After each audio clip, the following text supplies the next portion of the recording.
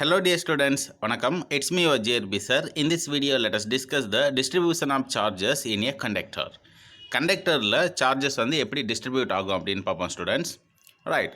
So let us consider two metallic spheres A and B. Let R1 be the radius of the first sphere and R2 be the radius of the second sphere.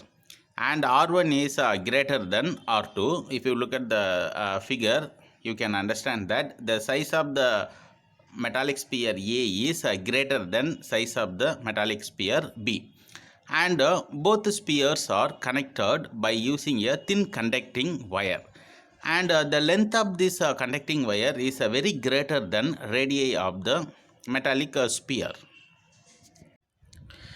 Now I am going to give plus q amount of the charge to the sphere A. Therefore, the potential of the sphere A will be maximum and potential of the sphere B will be minimum. As you know that students, basically the charges will flow from higher potential to lower potential. The same phenomenon is going to happen here. Before that, the given charge initially will be distributed uniformly on the surface of the sphere A. Afterwards, some amount of the charges will be traveling from sphere A to B and they will be distributed on the surface of the sphere B uniformly. Okay sir, இந்த flow வந்து எவ்வளோ நேரம் நடக்கும், எது வரைக்கும் நடக்கும் அப்படின்னா until the both spheres attains the equal potential. இந்த ரெண்டு ஸ்பியரோட பொட்டன்சியலும் ஈக்குவலாக வர்ற வரைக்கும் என்ன ஆகும் அப்படின்னா இந்த மாதிரி ஃப்ளோ இருக்கும். Well students, let us take let Q1 be the amount of charges residing on the surface of the sphere A. Let Q2 be the amount of the charges residing on the surface of the sphere B. Therefore, the total charge Q will be equal to Q1 plus Q2. And one more thing you have to remember, the charges available only on the surface of the sphere. There is no charges are available inside the sphere. That's what inside the sphere the electric field value will be 0. இது already நம்ம discuss பண்ணியிருக்கோம். Well students, now the electrostatic potential of the both spheres is same.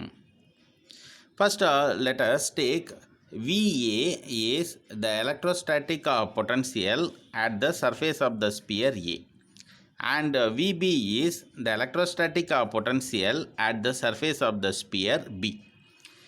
இப்போ இது ரெண்டுமே வந்து ஈக்கு பொட்டன்சியலில் இருக்கிறதுனால இந்த சர்ஃபேஸில் எவ்வளோ வோல்டேஜ் இருக்கோ ஸ்டூடெண்ட்ஸ் அதே அளவு வோல்டேஜ் தான் இந்த குட்டி ஸ்பியரோட சர்ஃபேஸ்லையும் இருக்கும். So the surface of the both spheres are called equipotential surface. Right, இப்போ இந்த விஏவோட வேல்யூ, அதாவது the electrostatic potential at surface of the sphere A is VA which is equal to 1 by 4 pi epsilon naught q1 by r1. அதே மாதிரி VB is equal to 1 by 4 pi epsilon naught q2 by r2. இப்போ இந்த ரெண்டு பொட்டன்சியலும் same. So VA is equal to VB. இப்போ இந்த ரெண்டு ஈக்குவேஷனையும் நீங்கள் ஈக்குவேட் பண்ணுங்கள். ஈக்குவேட் பண்ணுறப்ப என்ன ஆகிடும், இந்த 1 by 4 pi epsilon naughட்டும் இந்த 1 by 4 pi epsilon naughட்டும் கேன்சல் ஆகிடும். So the remaining q1 by r1 which is equal to q2 by r2 அப்படின்னு கிடைக்கும்.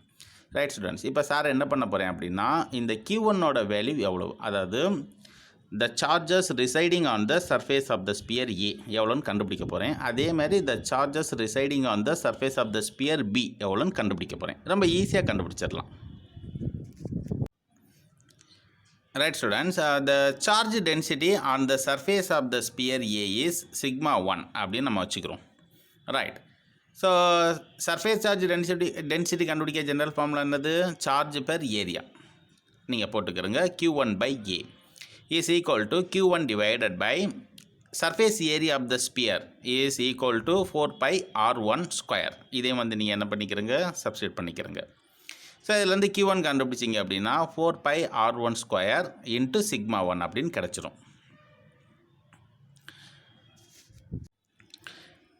இதே மாதிரி the charge density on the surface of sphere B is sigma 2.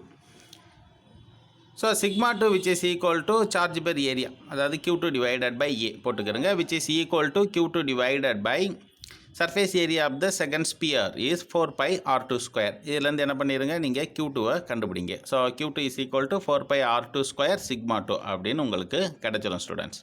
Right, இப்போ Q1 கண்டுபிடிச்சாச்சு, Q2 கண்டுபிடிச்சாச்சு. அந்த ரெண்டு வேல்யூவையும் எடுத்து ஈக்குவேஷன் நம்பர் 1.112 என்ன பண்ணுங்கள், சப்ஸ்டியூட் பண்ணுங்கள்.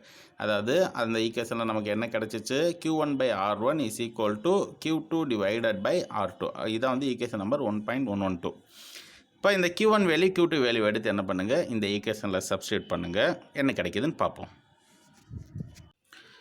ரைட் ஸ்டூடெண்ட்ஸ், Q1 Q2 வேல்யூவை நீங்கள் சப்ஸ்டியூட் பண்ணதுக்கப்புறம் ஸோ உங்களுக்கு வந்து ஈக்குவேஷன் இந்த மாதிரி கிடச்சிரும். ரைட், இதில் இந்த 4 பை நீங்கள் கேன்சல் பண்ணிடலாம். இந்த R1ஐயும் இந்த ஸ்கொயரையும் கேன்சல் பண்ணிடலாம். R2ஐயும் இந்த ஸ்கொயரையும் நீங்கள் கேன்சல் பண்ணிடலாம். So the remaining term you will have sigma 1 R1 is equal to sigma 2 R2 அப்படின்னு கிடைக்கும். முக்கியமான எக்ஸ்பிரஷன் ஸ்டூடெண்ட்ஸ். அப்போ ரெண்டு சைடும் பாருங்களேன் ஈக்குவலாக இருக்குது.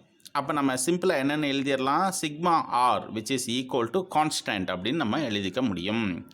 Right students, so sigma which is equal to constant divided by R, நீங்கள் ஆர் அந்த சைடு கொண்டு போயிட்டீங்கன்னா இந்த மாதிரி உங்களுக்கு கிடைக்கும். ரைட், இதை இந்த மாதிரி நம்ம எழுதிக்கலாம். அதாவது sigma is inversely proportional to R.